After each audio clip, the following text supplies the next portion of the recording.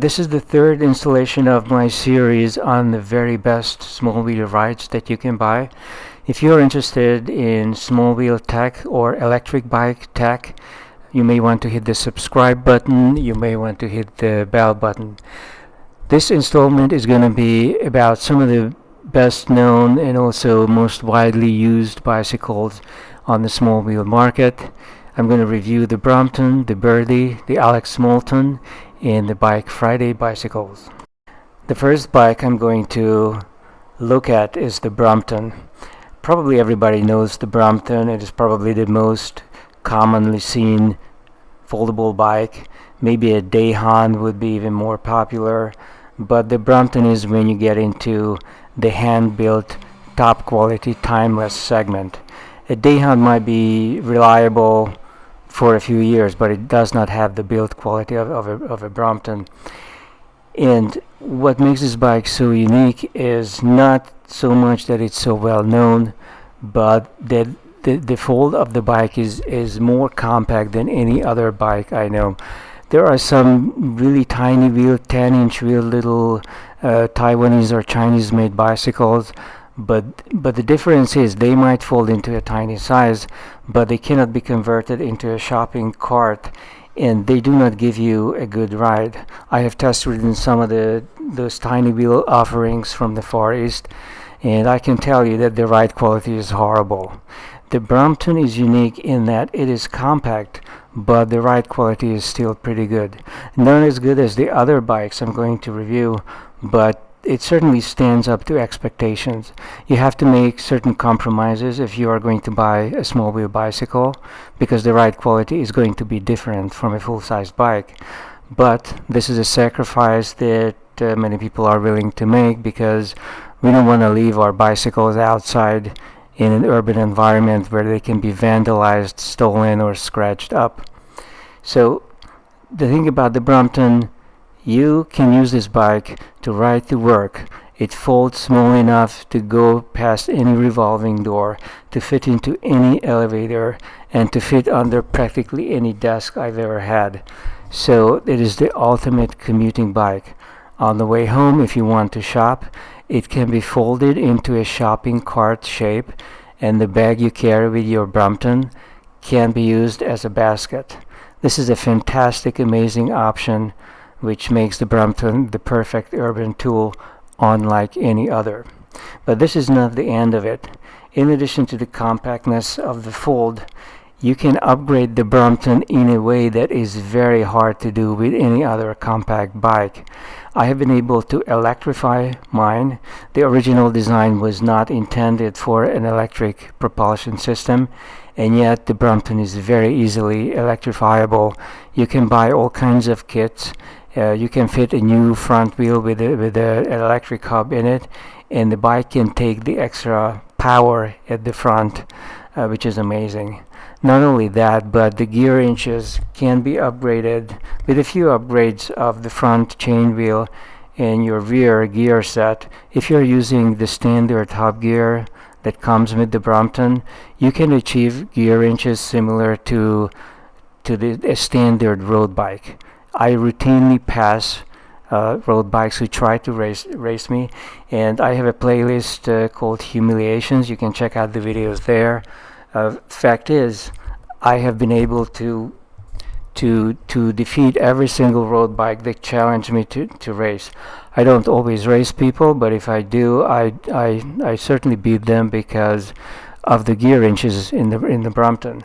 So it's not just having an electric propulsion system, but also having the gears to keep up with a big wheel bike as you pedal.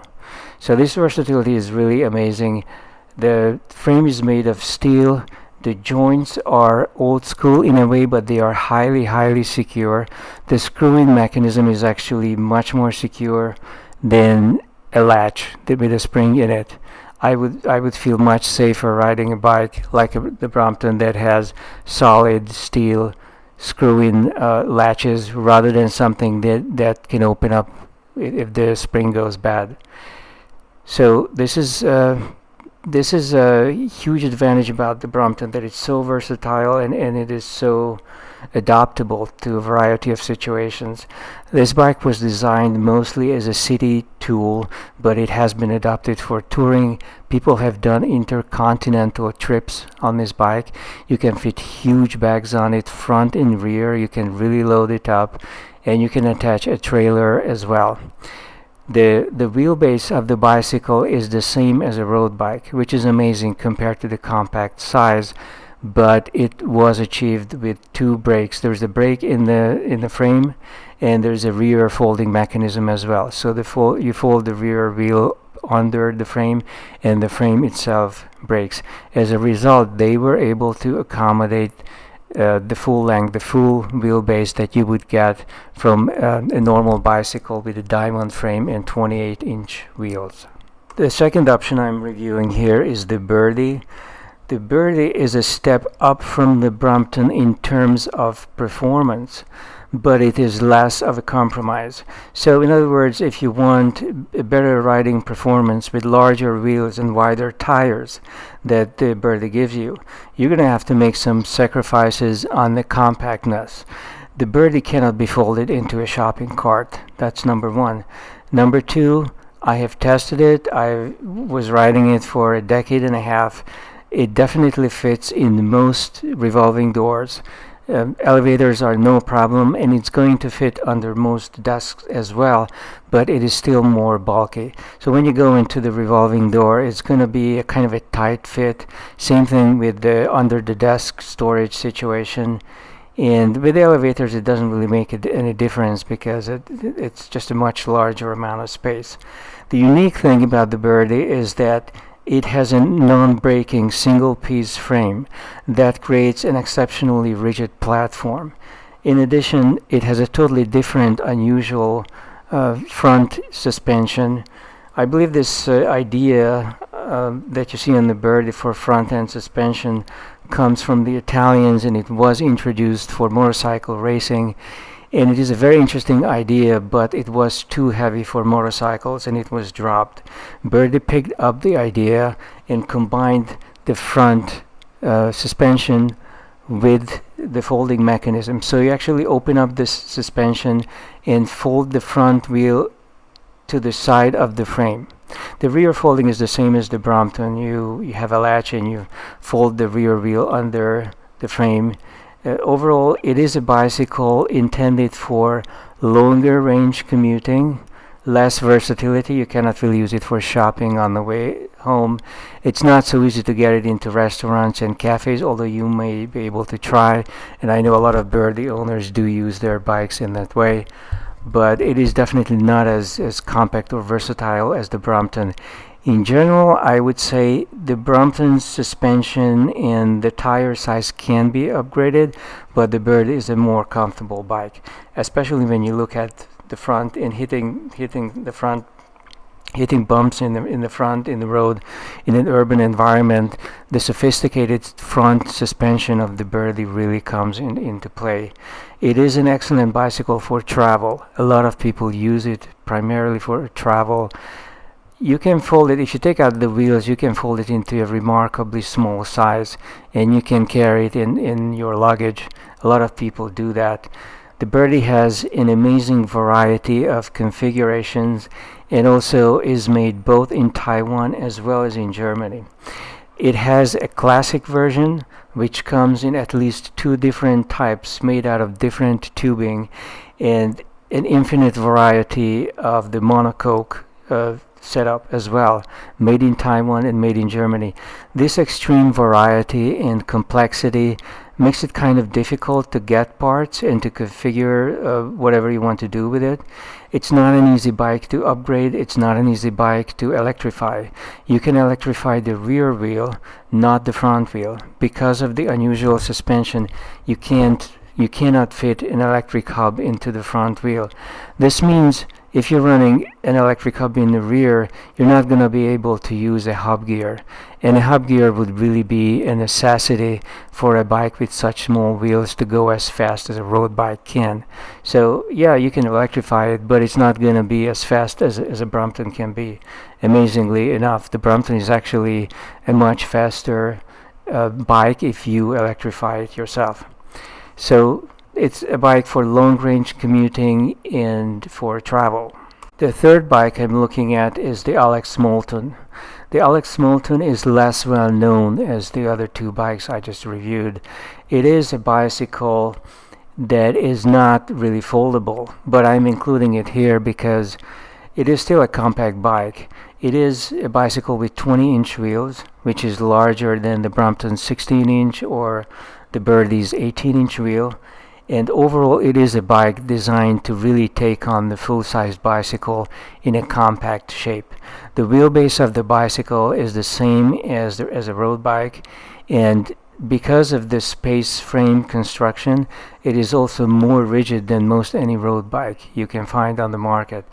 To my knowledge, the fully faired upright bicycle speed record is still held by the Alex Moulton bicycle.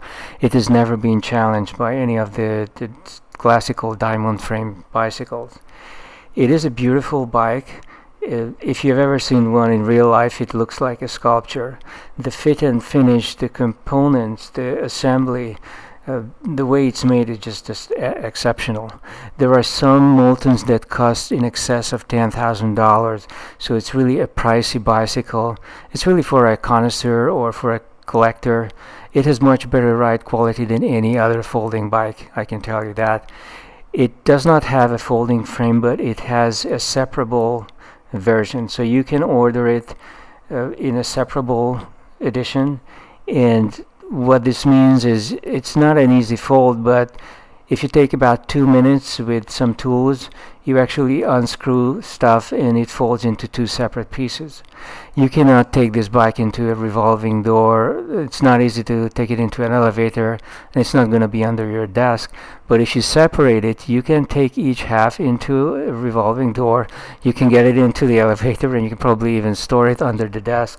So it's not really for commuting, but if you're a fanatic or if you have your own office, then it is a possibility that you might want to look at.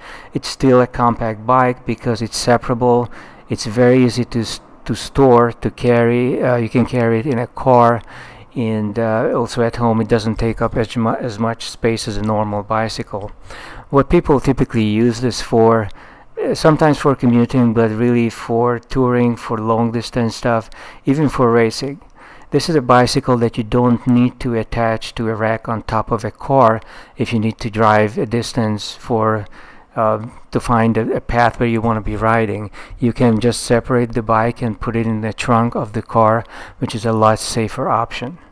It's really a connoisseur's bike also. It's a beautiful bicycle, absolutely collector quality bicycle. And if you look at the cost of used Alex Moulton bikes on eBay or anywhere on the used bicycle market, you'll see that it holds the price really well, and there is a reason why. The last bicycle I'm including here is the Haul a Day from Bike Friday. Bike Friday makes very high quality hand-built bicycles. Not only that they are hand-built, but they are kind of custom made. You can actually talk to the engineers at the company before your bike is hand-built. So there are a lot of configurations you can choose, and I think they make really good bikes. But overall, the design of the bikes is not top-notch. For the most part, I would not choose them over any of the other three bikes I mentioned earlier. The one exception to this is their tiny cargo bike, the Haul a Day. You can get it in any colors, including Ferrari red, and it may not photograph well, but I have seen it in real life, and it really is a very attractive bike. It is surprisingly tiny. When I first saw it, I thought that somebody was riding an Alex Moulton because it has a kind of a space frame looking setup. And then I draw near and I see a little kid sitting on the back. As tiny as this bike is, it's capable of carrying weights from 400 to 500 pounds. It fits into an elevator. Amazingly, it even folds.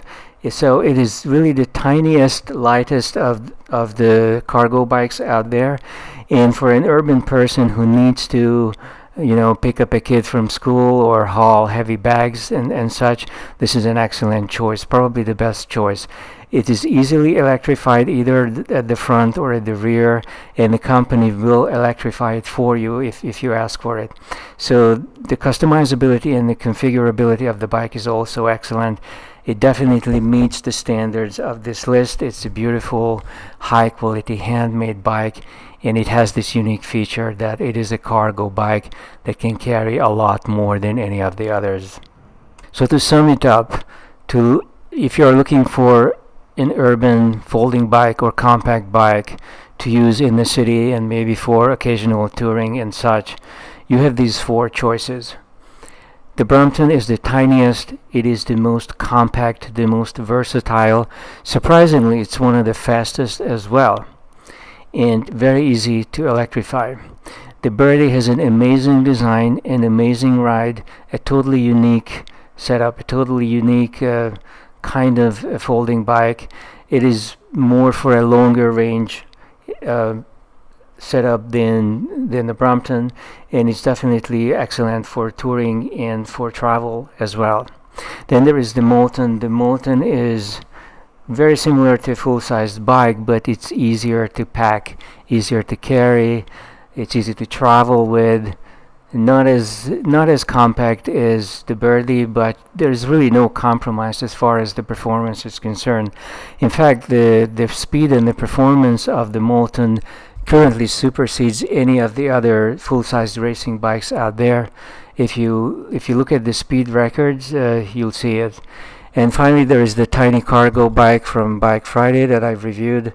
I think if you need to pack a lot of stuff and you live in an urban environment, it's something to be looked at. It's an excellent choice. It's very light, very tiny, obviously a little bit longer than the average bike, but still very packable and an excellent choice.